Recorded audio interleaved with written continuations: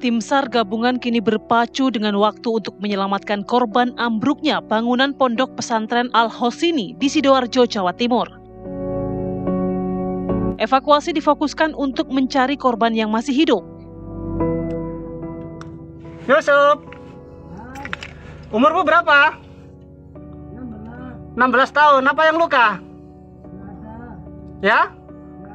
Nggak ada ya, cuma perut kecepit ya?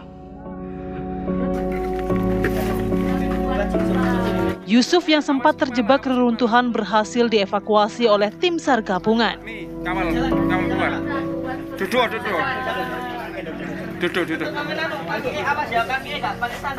Tandu. Tidur di tandu. Kaki.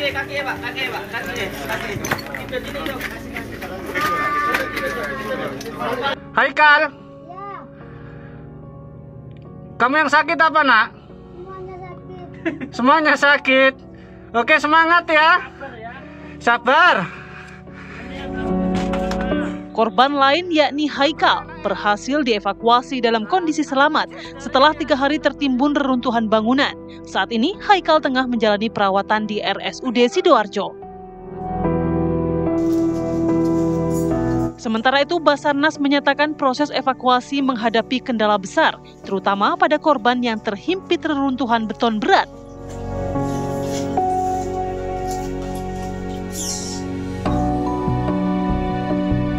Hasil analisis Basarnas terkait ambruknya bangunan pondok pesantren dipicu kegagalan struktur bangunan. Bahwasanya konstruksi bangunan yang utamanya dari 4 lantai, lalu kemudian akibat kegagalan konstruksi ini jatuhnya adalah kegagalan konstruksi, kemudian berubah menjadi tumpukan atau istilah internasional itu pancake model. Nah, dari pancake model ini kalau kita lihat gravity of center-nya itu ada di posisi sepertiga posisi ke arah kiri. Kalau kita lihat dari sisi sebelah kanan, Pak ya. Kemudian dari posisi trap yang ada di bawah ini ada perbedaan ketinggian antara level di bangunan bagian dasar, sehingga pada saat posisi gravity of center yang ada di posisi tengah ini menutup akses, maka akses di sebelah tertutup sama sekali karena sudah sama-sama flat dengan lantai dasar. Saat ini fokus utama tim SAR adalah memaksimalkan fase Golden Triangle 72 jam pasca kejadian untuk menyelamatkan korban yang terdeteksi masih hidup. Jalur sempit di sela-sela reruntuhan dimanfaatkan agar kebutuhan dasar mereka tetap terpenuhi. Tim TV One mengabarkan.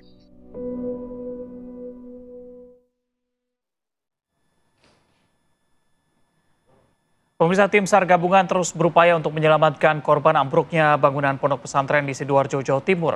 Pada Selasa malam, tim berhasil menyelamatkan korban yang terjebak di reruntuhan. Ya, kalau kita simak bersama pemirsa, beberapa hari terakhir memang beberapa momen evakuasi korban yang terjebak reruntuhan sempat terekam oleh kamera. Seperti yang saat ini pun Anda lihat di layar kaca. Petugas mengevakuasi korban dalam kondisi sulit tentunya dan bahkan keterbatasan yang cukup maksimal. Akses yang sempit karena puing reruntuhan menjadi kendala dalam proses penyelamatan. Belum lagi struktur bangunan yang memang rapuh dan juga dikhawatirkan dapat terjadi reruntuhan susulan. Upaya evakuasi dilakukan secara manual, bahkan dengan menggali celah dan lubang dan menyalurkan bantuan makanan dan minuman bagi para penyintas. Salah satu korban berhasil dievakuasi petugas dan di tengah sulitnya proses evakuasi.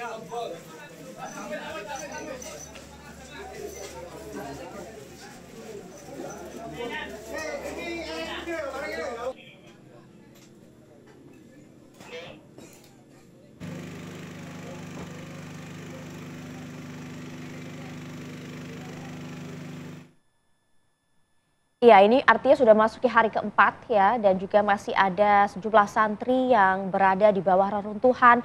Tentu tim evakuasi sudah berusaha betul untuk kemudian dapat mengevakuasi. Harus hati-hati karena jika menggunakan alat berat tapi masih ada korban selamat di sana, ini sangat membahayakan korban yang selamat ya. Iya, kita coba akan lihat bagaimanakah proses evakuasi pagi hari ini. Sudah ada rekan kami langsung dari TKP, ada Farah Manhila di sana. Farah, Anda bisa ceritakan dan juga gambarkan bagaimana kondisi proses evakuasi pagi hari ini di sana, Farah? Iya, pagi hari ini pemirsa memang proses pencarian dan evakuasi masih terus dilakukan. Jika tadi pagi sekitar pukul 5 pagi saya bisa melihat ada sebanyak 3 alat berat atau mobil kren yang berada di depan gang. Namun tadi beberapa waktu lalu ini satu alat berat ini sudah berhasil masuk ke area TKP Pondok Pesantren. Artinya memang rencana untuk menggunakan alat berat dalam proses evakuasi atau pencarian ini juga semakin kuat untuk dilakukan pada hari ini. Namun untuk memastikan bagaimana kira-kira sebenarnya rencana pencarian dan juga evaluasi korban pada hari ini, saya sudah bersama dengan Kepala Kantor SAR Kelas A Surabaya, Bapak Nanang Sigit, yang sekaligus menjadi OSC pada pencarian korban reruntuhan dari Pondok Pesantren. Selamat pagi Pak Nanang. Ya, selamat pagi Pak ya. Pak Nanang, sebelum kita berbicara soal upaya pencarian, mungkin boleh diupdate terlebih dahulu berapa jumlah korban yang berhasil terevakuasi, kondisinya seperti apa, serta berapa jumlah korban yang belum dievakuasi dan masih dalam proses pencarian. Ya, untuk korban secara keseluruhan, yang hari kemarin kita evakuasi ada 7 ya, ada 7 sehingga kemudian total korban yang terevakuasi ada 18 dengan hari-hari sebelumnya. 18 ini dengan kondisi 5 meninggal dan yang 12 ya. 12 itu 13 dalam kondisi selamat. Kalau total jumlah yang baik itu dievakuasi tim SAR dan juga terevakuasi secara mandiri serta yang belum ditemukan berapa Pak? Ya, untuk dari info awal bahwa yang evakuasi mandiri ada 91 orang, sementara untuk dinamika perubahan dari beberapa informasi terkait dengan yang dalam pencarian, memang sampai dengan saat ini kami masih belum bisa menentukan karena masih banyaknya kemudian laporan-laporan dari keluarga yang kemudian anaknya ternyata tidak ikut ataupun tidak berada di masjid tersebut. Jadi kemudian datang dan melaporkan kalau memang kondisi selamat seperti itu. Jadi masih dinamis ya untuk masalah data yang belum dievakuasi atau masih ada berapa yang ada di lokasi kejadian atau yang ikut tertimbun di reruntuhan. Baik, kemudian kita akan membahas berkaitan dengan perencanaan pencarian hari ini seperti apa Pak? Apakah ada perbedaan dengan kemarin, mengingat semalam juga telah melakukan asesmen lanjutan ya Pak ya? Iya, kemarin setelah kita mengevakuasi yang terakhir hari kemarin atas nama maksudnya adalah pada evakuasi yang terakhir itu kemudian dari memang yang kami targetkan, karena saat itu kami menargetkan ada 6 yang kondisi masih respon ya. Setelah kemudian itu terevakuasi semua, tentunya tadi malam kami melaksanakan asesmen kembali untuk mengecek ulang apakah masih ada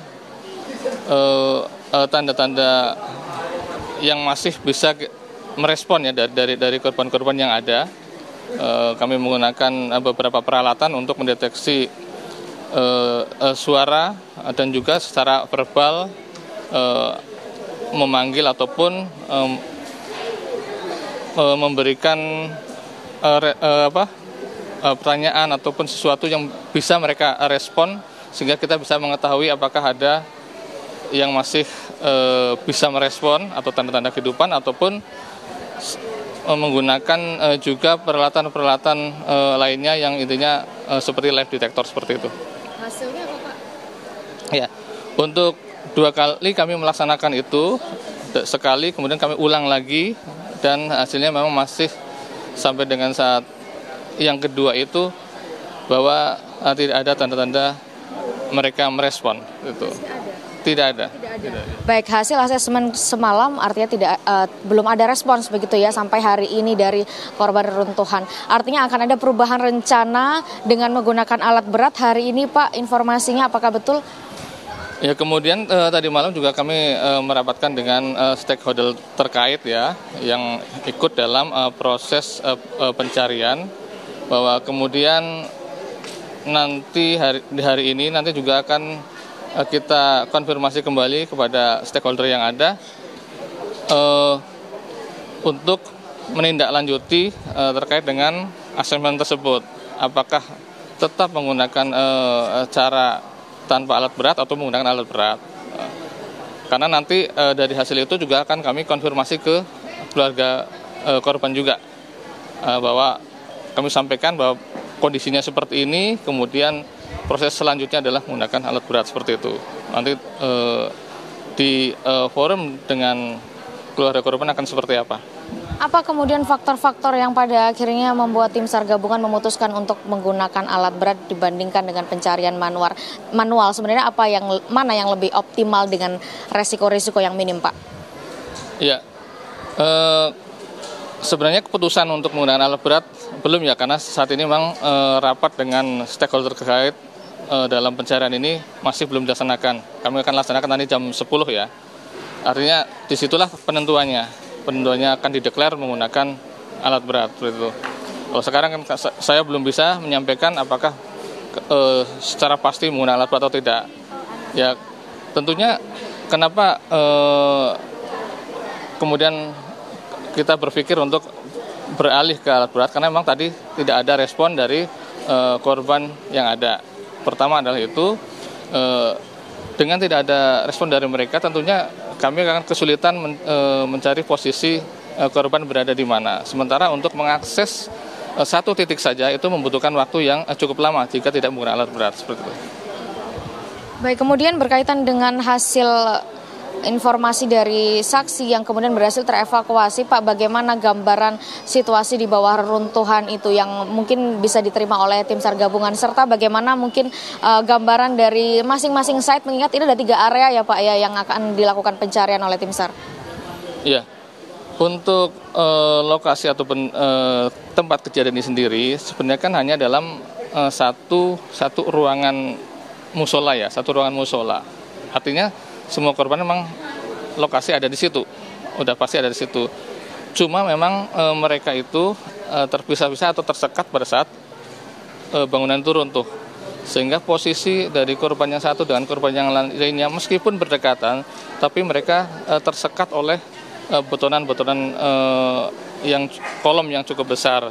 Jadi mereka tidak, kalaupun mereka bisa berkomunikasi, ya berkomunikasi dengan artinya tanpa mereka melihat gitu, tanpa visual, hanya berkomunikasi kalau di sebelahnya ada, sebelahnya ada, seperti itu.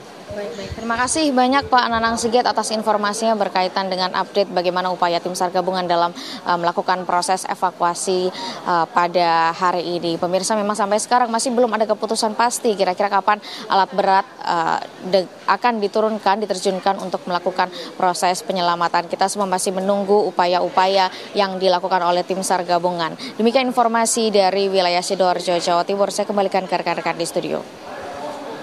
Baik, terima kasih Pak Rahman Hilal. Nanti kami akan update bagaimana kondisi terkini juga. Kami akan ajak Anda pemirsa untuk melihat bagaimana kondisi terkini di rumah sakit.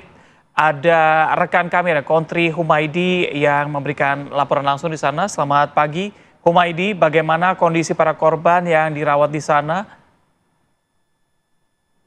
Ya, Reza, dapat saya laporkan saat ini saya berada di depan rumah sakit Siti Hajar Sidoarjo, di mana tadi kemarin ada 2 jenazah yang masuk di rumah sakit dan sudah teridentifikasi oleh tim DVI Polda Jawa Timur.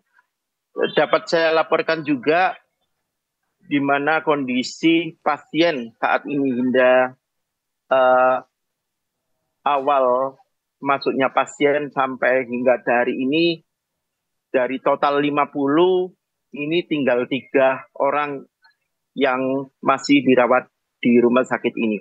Dan dapat saya laporkan juga tim DVI Polda Jatim tadi malam sudah menyerahkan jenazah kepada keluarga korban atas nama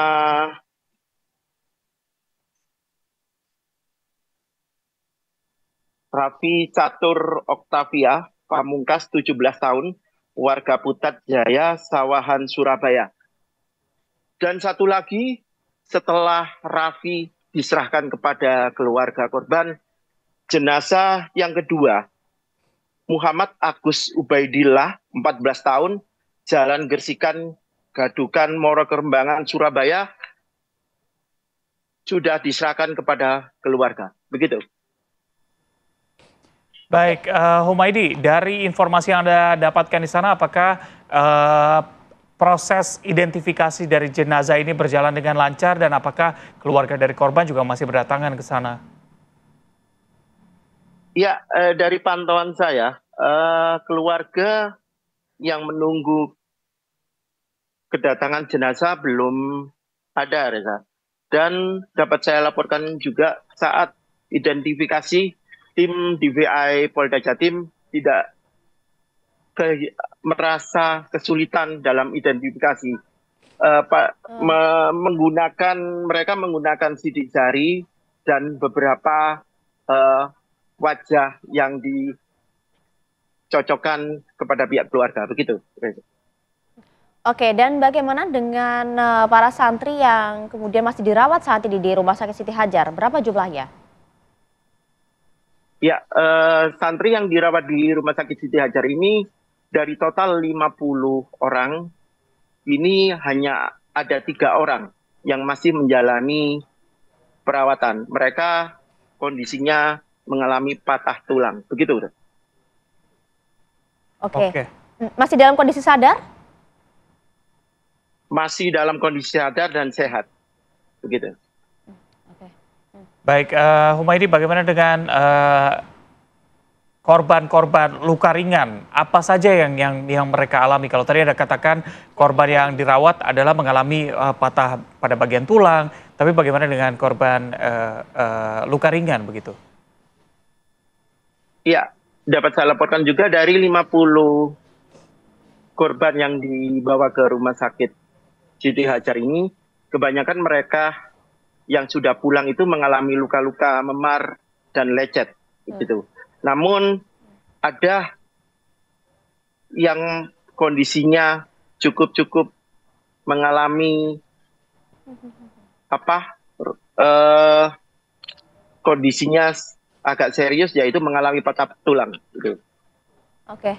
Ya, dan saat ini masih ada 3 santri yang dirawat di Rumah Sakit Siti Hajar ya. Kami akan update kembali informasi kepada Anda nanti. Humaydi, terima kasih atas laporan Anda. Dan tadi sebelumnya ada Farah Mahlila langsung dari TKP ya mengenai proses evakuasi. Iya, salah satu hal yang menjadi pembahasan di sini adalah mengenai kesalahan konstruksi dari bangunan. Ya. Kita akan bahas selengkapnya usai jeda. Tetap bersama kami di Apa Kabar Indonesia Pagi.